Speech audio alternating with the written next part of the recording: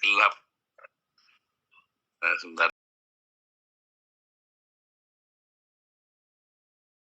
ya. Nah,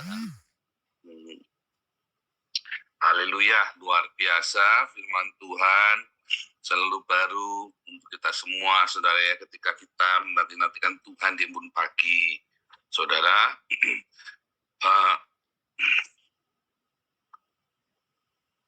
saudara, suatu ketika saya pernah cerita dulu ya, kami bertengkar dengan keluarga kami, saudara ya, dengan mertua saya. Sebetulnya yang bertengkar itu bukan saya, saudara ya, karena yang pegang duit bukan saya, tapi istri saya, ya, saudara ya. Nah,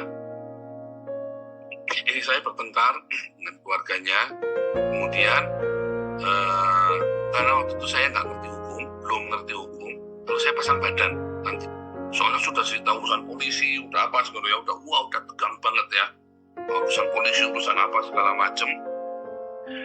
Itu sudah saling memfitnah intinya ya, sudah dari kan kita ada beberapa pihak soalnya. Nah, terus kemudian dari pihak mertua saya,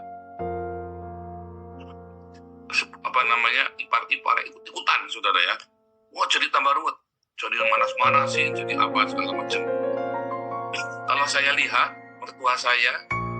ibu mertua saya ya, dia sebenarnya udah mau diikhlasin, udah tapi tekan terus, saudara ya, karena saya kan menikah baru 5 tahun waktu itu ya, dipanas-panasin terus ya. Terus memang mungkin saya nggak tahu ya, mungkin ada dendam pribadi atau apa dengan pokoknya jadi ruwet ya. Padahal kalau keluarga saya tidak pernah ada hubungan teman dengan keluarga mertua saya. Beda, gengnya beda gitu. Jadi nggak pernah bersentuhan, nggak pernah bersinggungan ya. Nah, salah satu keluarga kami adalah salah satu orang kaya di kota itu. Tetapi kami sendiri, keluarga kami nggak rukun, saudara ya. Waktu itu, kalau sekarang kompak ya, keluarga kami kompak sekarang. Mereka sekarang semua sudah jadi Kristen. Saya nggak tahu lain baru apakah, saya kan nggak ketemu mereka, tapi mereka semua, seluruh keluarga saya sudah jadi Kristen, saudara ya. Dan sekarang ya, setelah kira-kira dalam 10 tahun terakhir inilah, ini kejadiannya adalah tahun 20 tahun yang lalu kejadian ini, saudara ya. Akhirnya ibu mertua saya ditekan, dan untuk menyelamatkan di satu keluarga itu, maka diputuskan saya dikorbankan, saudara ya. Nah, salahnya waktu itu saya nggak ngerti kalau anak beranak itu tidak bisa urusan polisi, saudara ya. Kalau anak ya anak ngambil uang papanya itu nggak bisa dijeblosin penjara, saudara. Hukumnya itu seperti itu. Nah, kalau anaknya tetap maju waktu itu, nggak akan ada urusan di penjara. Saya bodoh, saudara. Saya langsung pengadilan, saya ngakui itu uangnya di saya bilang begitu. Waduh, saya salah sama sekali itu, saudara ya, karena nggak ngerti hukum ya. Makanya penting ya, saya bikin LBH Hagios itu tujuannya buat itu, supaya Anda jangan bodoh kalau lagi ada konflik ya, jangan di framing orang. Saya waktu itu di framing ya, ini cuma framing Anda ketakutan, Anda kebodohanmu. Nah, saya dulu waktu itu begitu. Akhirnya singkat cerita saya masuk penjara, saudara ya.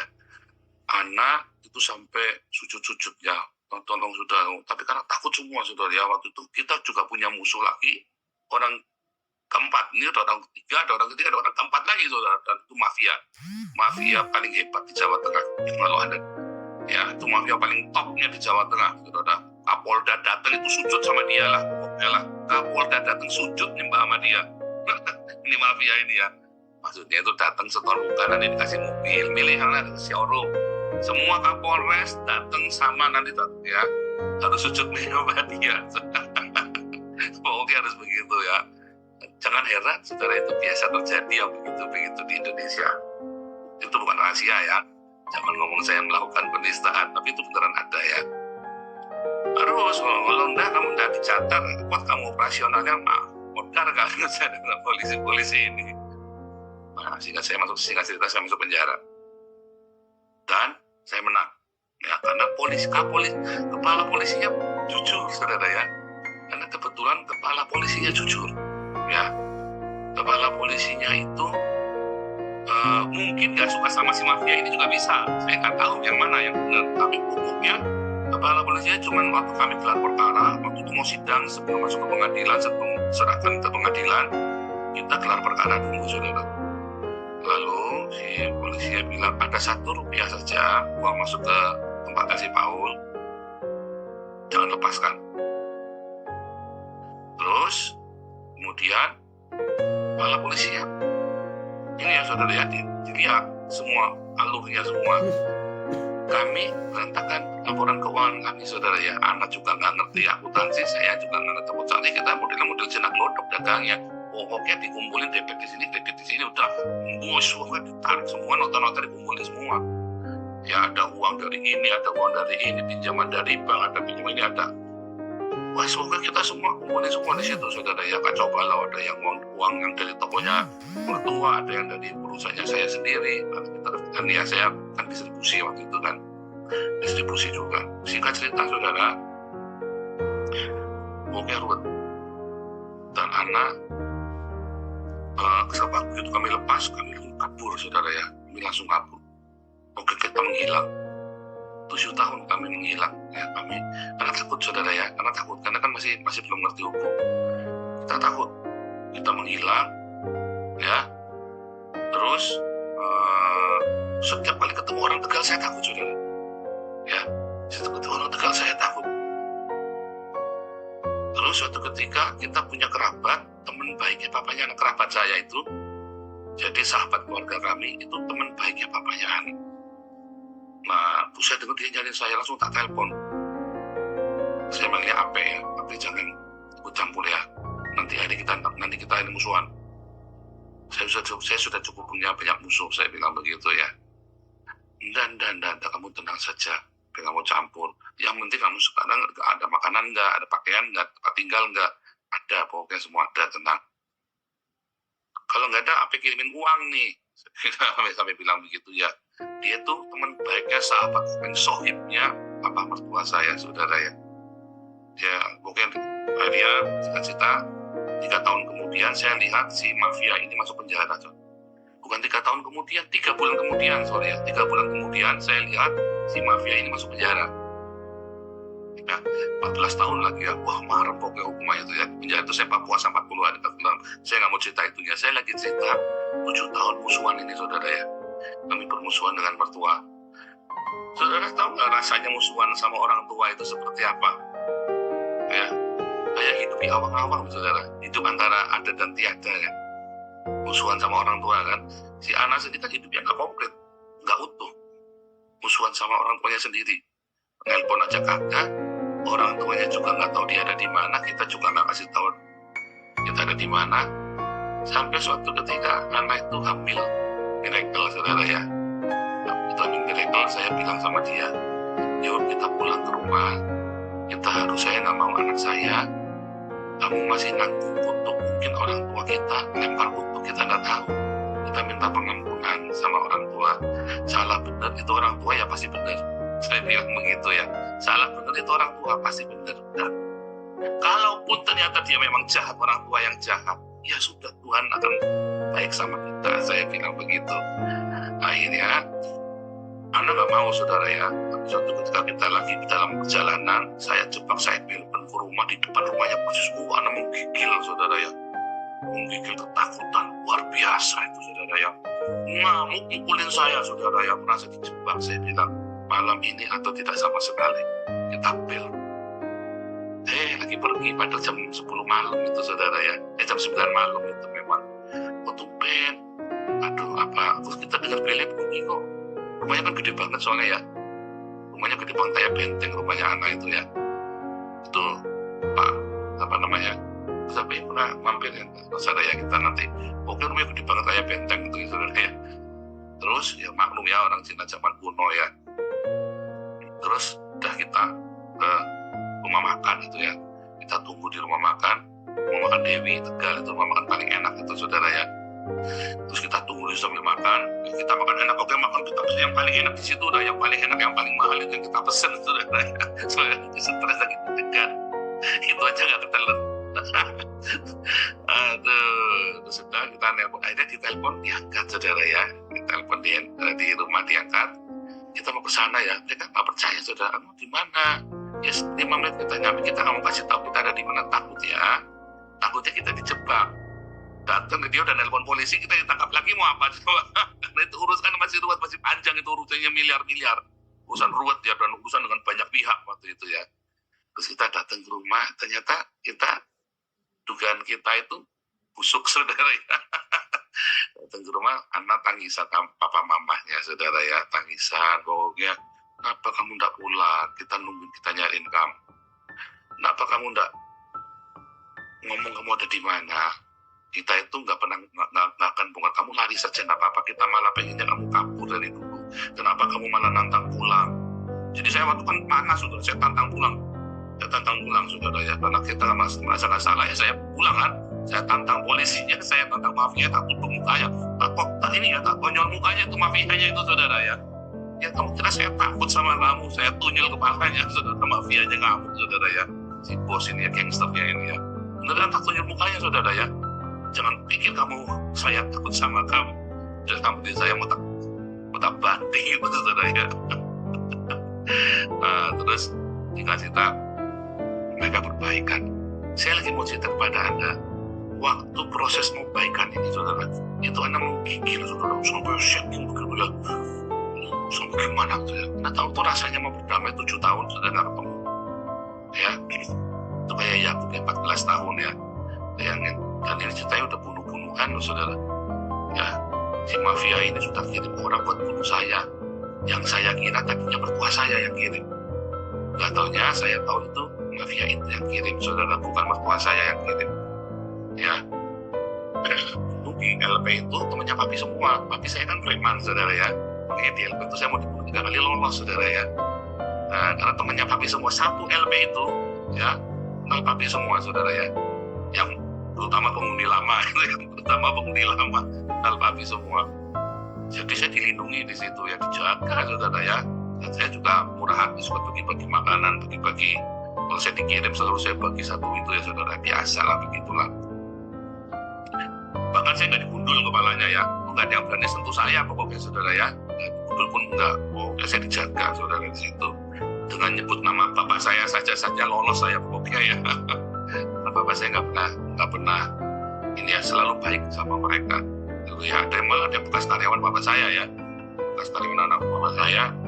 Malah dia karena bapak saya baik sama dia, malah segala macam ya, saya dijaga terus ya sama dia saudara. Singkat cerita ya, kami bisa berdamai. Proses dari mau berdamai ke berdamai itu ya, memang dipenuhi dengan rasa apa saudara, gelisah ya. Kita nggak tahu apa yang akan terjadi, tapi saudara, apapun yang terjadi, permusuhan apapun saudara, ingat saudara, apalagi kalau itu adalah sanak keluargamu, jangan sampai kamu meninggalkan permusuhan di keluargamu. Upayakan perdamaian. Karena ketika ada perdamaian itu selesai, maka ada berkat di situ saudara. Ya, maka akan ada berkat. Kalau kamu belum bisa berdamai, maka berkat itu akan terhalang. Ya, Mazmur 133, ya kan? Berkat itu akan terkumpul di sana. Berkat itu saya nggak cerita yang jasmani, saudara. Bukan, saudara. Berkat itu adalah rasa aman, rasa tenang di dalam kepalamu, di dalam jiwamu. Itu berkat yang lebih penting dari apapun. Tetapi memang dalam proses perdamaian, kalau di dalam konflik itu, memang ada penolakan yang luar biasa, saudara ya. Kalau Anda sedih sama keluarga aja, Anda susah, apalagi sama orang lain ya, saudara ya. Kemarin ada konflik ya di dalam yayasan, saya suruh dia ketemu kamu sebelum bisa, nemuin dulu orangnya.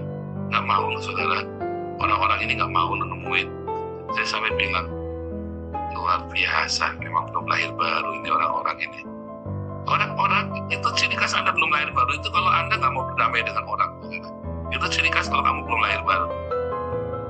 Ya, itu ciri khas banget ya. Dari situlah kita sudah tahu.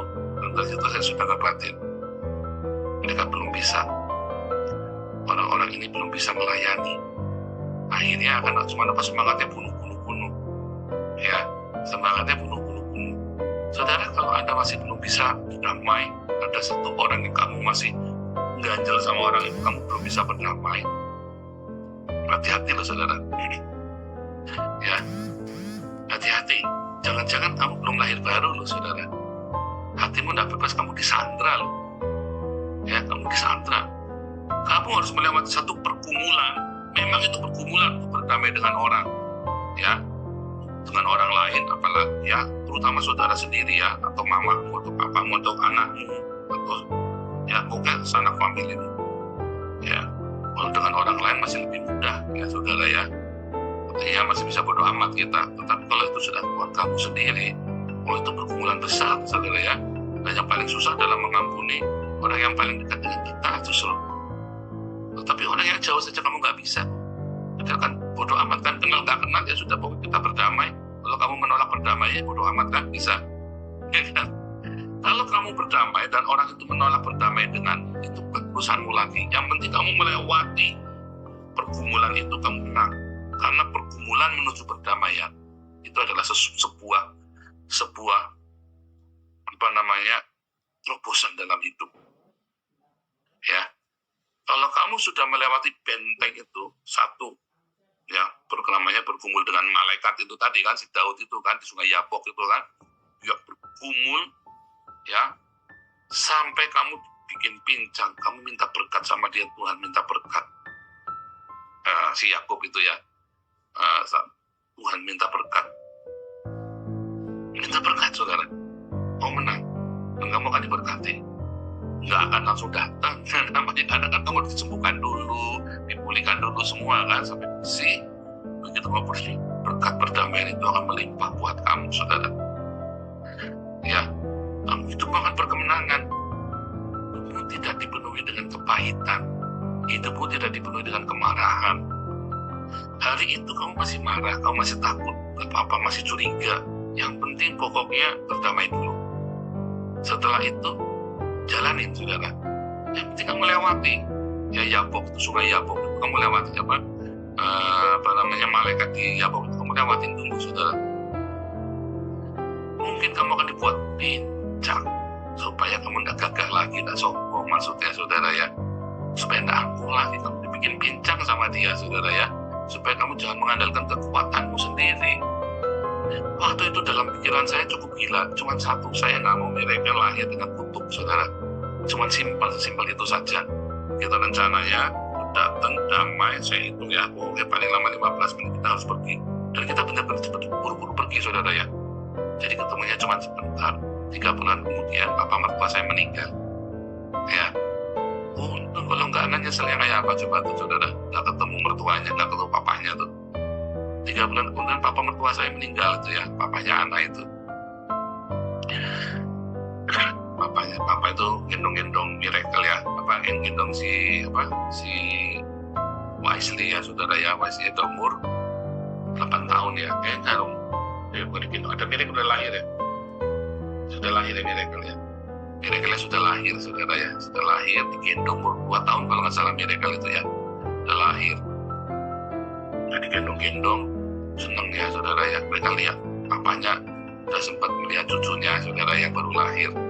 Tapi kita berdamai ya saudara ya, kita berdamai, kita mau membuka perdamaian, dan itu akan membuka semua pintu-pintu berkat. Nggak langsung saudara, tetapi itu pintu-pintu berkat dibuka. Tuhan sayang sama orang yang suka perdamaian. Konflik itu selalu ada saudara ya. Kalau kita masih hidup itu konflik selalu ada. Selama kita nggak hidup di hutan, konflik. Selama hidup kita di masyarakat, konflik itu ada. Tetapi selalu hatimu tuh harus selalu tersedia untuk perdamaian. Kalau hati kamu selalu tersedia untuk perdamaian, hidupmu akan berkemenangan.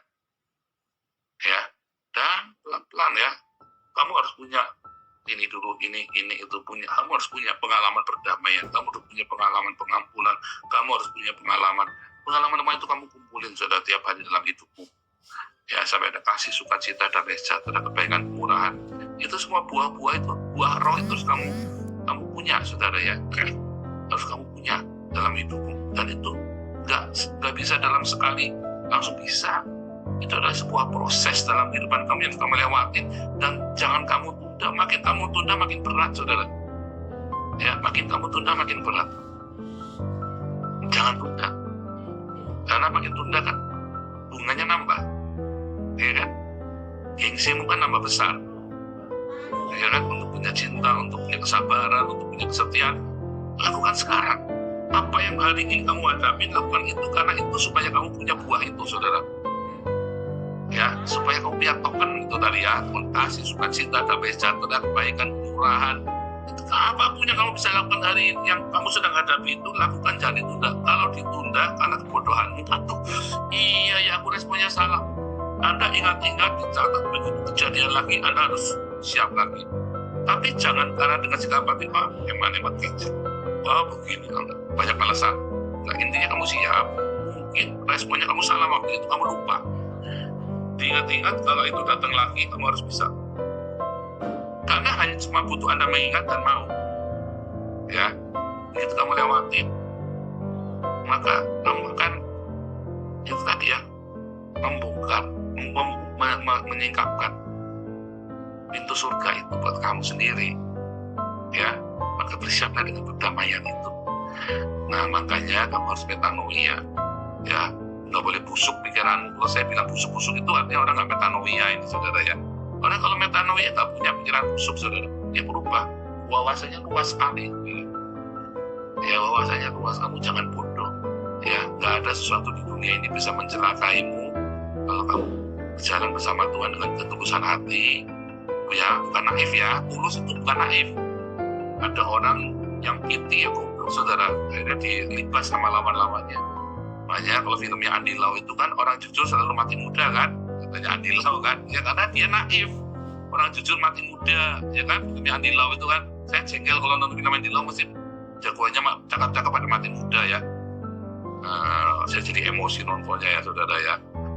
Tetapi karena dia piti, saudara, kamu harus mercy. Orang punya mercy itu punya wisdom. Ya, dia punya cinta dan punya wisdom. Dia tidak akan dipecundangi lawan. Ya, tidak mudah di-framing oleh lawan. Begitu, saudara. Usahakan perdamaian, tapi jangan naif, karena kamu punya apa? Punya metanoia. Ya, punya metanoia, saudara. Berdamai tanpa kamu harus konyol, tetapi kamu berdamai, hati kamu persiapkan dengan perdamaian. Jangan di-framing, berdamai tapi kamu harus begini, enggak, kompromi dengan dosa, kompromi dengan hukum. Jangan. Enggak, saudara. Berdamai itu tidak berarti kamu harus kompromi dengan hukum, kompromi dengan enggak. Ya, kompromi dengan peraturan yang berlaku. Enggak, saudara. Hatimu damai. Kamu tidak membenci, tidak memusuhi. Tapi kalau aturan tetap jalan, jangan kompromi. Saudara, mati kamu nanti dijebak. Ya, coba lihat ya, perang gerilya. Cara nangkap musuhnya dengan apa? Dengan perdamaian kan? Perjanjian, begitu udah datang ditangkap kan? Ya enggak? Ya kan? Itu karena naif, saudara ya. Karena naif. Jadi perdamaian itu bukan kenaifan. Ya, perdamaian itu adalah sesuatu kita berdamai tanpa kita harus kompromi dengan apa yang kebenaran yang kita sedang imani, yang kita yakini. Ya, karena Tuhan sendiri akan membela kita tanpa kamu harus kompromikan itu. Ya, saudara ya, tanpa harus kompromikan. Tuhan Yesus memberkati.